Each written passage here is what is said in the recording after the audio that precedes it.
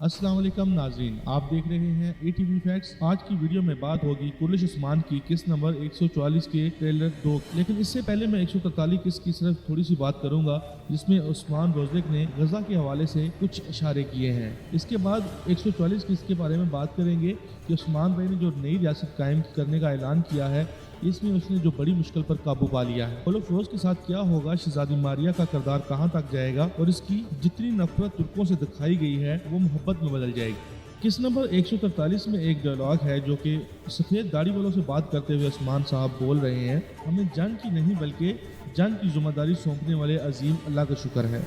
ये जुमला हमास के एक मुजाहिद का है। पिछले दिनों एक सहाफ़ी ने हमास के एक मुजाहिद का इंटरव्यू किया, जिसमें सहाफ़ी ने सवाल किया कि आप ये जंग जीतते हुए दिखाई नहीं दे रहे, तो फिर आप ये जंग क्यों लड़ रहे हैं। इसके जवाब में मुजाहिद ने कहा कि अल्लाह हमें कोशिश और जदोजहद का पाबंद करता है, फतह हासिल करने की जिम्मेदारी नहीं देता। तो हमास के इस मुजाहिद के इस जुमले को कुर्लिश उस्मान की इस किस्त में यूँ शामिल किया गया।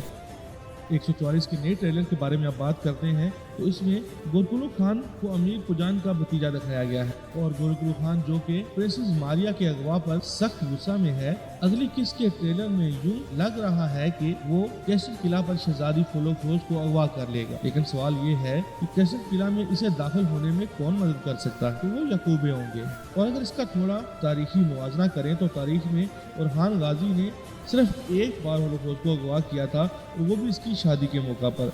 और यहाँ तो कहानी कुछ उल्ट हो गई है। एक तो होलोफरोज को दूसरी बार अगवा किया गया और खान गाजी ने किलादार होने के बाद सबसे अहम कारनामा जो अंजाम दिया वो महबूबा को अगवा करने का था। एक तरफ तो होलोफरोज की खाला उस्मान साहब पर शदीद गुस्सा में है, तो दूसरी तरफ यकूब भाई गुलकुलो खान को किला से मुतल्लिक़ तमाम मालूमात फराहम करेगा और मुगलों के लिए यह रास्ता आसान बनाएगा कि वो कैसे होलोफरोज को अगवा कर सकते हैं। मुगल होलोफरोज को अगवा करने के बाद शहजादी मारिया के बदले में होलोफरोज को रिहा करने का मुतालबा करेंगे।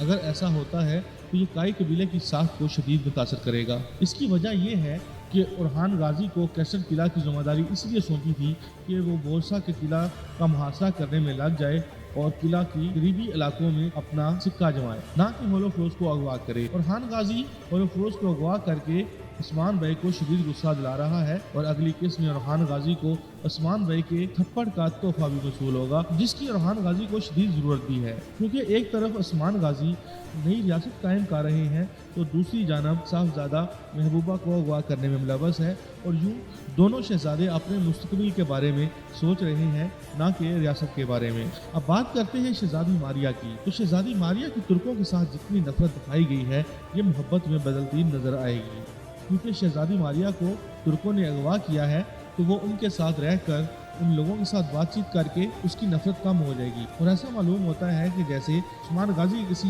सरदार के साथ शहजादी मारिया को मोहब्बत भी हो जाए और इस तरह जब शहजादी मारिया गुलकुलो खान को देखे तो उसे नापसंद करे और उस्मान भाई के पास वापस आने के लिए जदोजहद करे। अब बात करते हैं यकूब भाई की। तो यकूब साहब और उस्मान गाजी के दरमियान क्या होगा।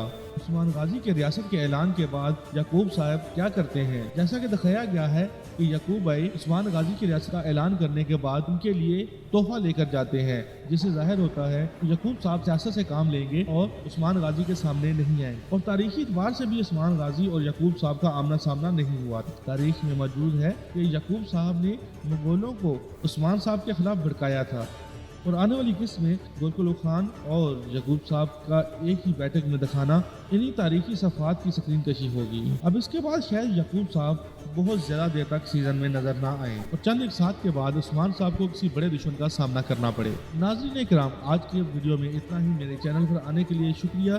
चैनल को सब्सक्राइब करें ताकि हमारा और आपका ये रिश्ता बना रहे। जज़ाकल्लाह।